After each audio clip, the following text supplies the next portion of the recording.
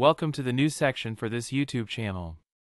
Here you will find podcasts of many woodworking-related subjects. Check them out and let me know what you think about the new content, and be sure to subscribe. And click that like button to help the channel.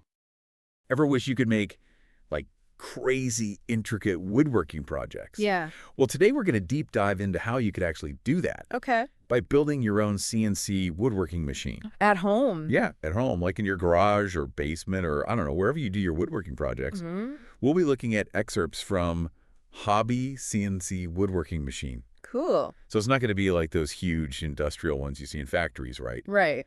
This is all about making one that fits, you know, your space, your projects, your budget. Exactly. A machine that's, like, totally customized. Yeah, a machine that's just for you, built by you. For you. But I gotta say, even for someone who's pretty good at woodworking, actually building a whole machine sounds overwhelming. I can understand that. Like, where do you even start? Well, for one thing, you're going to save a ton of money. Okay, that's always good. Like, a lot. A commercial CNC machine can easily cost, I don't know, $5,000, $10,000, even more. Yeah, that's a lot. But building your own, you're probably looking at like 70% savings at least. Wow, that's a big chunk of change. It is. So that's money you can put back into, more woodworking stuff. So more tools and wood and projects and all that good stuff. Exactly. Okay, so besides saving money, what are some of the other, like, advantages of building your own CNC machine? Well, think about it. You can make the same design over and over again perfectly. So perfect replicas. Yep. Or you could do intricate inlays, super precise. You become a manufacturer, basically. Ooh, a manufacturer. I like the sound of that. Right. It opens up all kinds of possibilities. Maybe you want to start selling your work. Or maybe you just want to take on bigger, more complex projects. Okay, I am officially intrigued. But, our source also mentioned some things that, might be a little tricky. Yeah, there are definitely some challenges. Like, what kind of challenges are we talking about? Well, you'll need some technical skills for sure. Like, what kind of technical skills?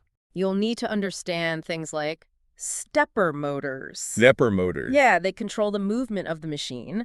And then there's G-code, which is like the programming language. Wait, programming? Yeah, it tells the machine what to do. And the CNC controller, that's like the brains of the whole operation. Okay, this is starting to sound a little out of my league. Yeah. I'm more comfortable with, saws and chisels. Well, it might seem intimidating, but, there are a lot of resources out there. Like what? Online forums, websites, tons of stuff. You can find people who have already built their own CNC machines, and they're happy to share their experience. Oh, so I don't have to reinvent the wheel. Exactly. That's good to know. Because I'll be honest, just thinking about all that information online, it can be a little overwhelming. How do you know what's good advice and what's bad advice? That's a really good point. You definitely need to do your research. How do you do that? How do you separate the good from the bad? Well, you look for multiple sources that say the same thing, and you check the reputation of the person giving the advice. And, don't be afraid to ask questions. There are a lot of experienced people out there who are willing to help. Okay, so double check everything, triple check everything. Exactly. Especially when it comes to the motor specs, the strength of the frame. You don't want anything to go wrong there. Yeah, that would be bad. Okay, so let's say I've done my research. I'm feeling confident. Am I ready to start building? Almost. Before you even touch a saw, you need a plan. A plan. Okay, like what kind of plan? Well, you need to decide on the size of your machine, what components you're going to use, and, of course, your budget, how much you're willing to spend. And you'll need software. CAD for designing your projects, and CAM for translating those designs into something your machine can understand. Whoa, this is a lot more than I thought. And don't forget about your workspace. Do you have enough room? Is it safe to operate a CNC machine there? So many things to think about. Yeah, it's a big project. Okay, so our source talked about two main approaches. Kits and building from scratch.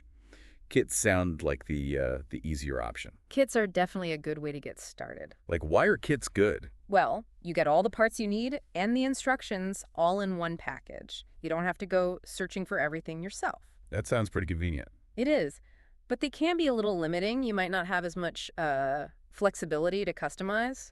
So if you want to get really creative, you're better off building from scratch. Right. That way you have complete control. You can design it exactly the way you want it. You can even use like salvaged parts if you want. So it's like a trade-off then. Kits are easier, but building from scratch gives you more freedom. Yeah, that's a good way to put it. So Yeah. which way you go depends on, like, your skills and what you want to achieve. Exactly. Well, this has been really informative. I never realized how much goes into building a CNC machine, It's a pretty involved process. but it sounds really rewarding. Like you get to save money, make your own designs, even start a business maybe. Yeah, it's pretty cool. And, it's more than just the machine itself. It's about, like, learning new things, pushing your creative boundaries. Creating something with your own two hands. Exactly. So to all our listeners out there, here's something to think about. With all this technology becoming more and more accessible, do you think DIY CNC machines will become like a normal thing in the future, like as common as a table saw or a drill press? That's a good question. And if they do become that common, what's that going to mean for, traditional woodworking? Just something to ponder. Until next time. See you then.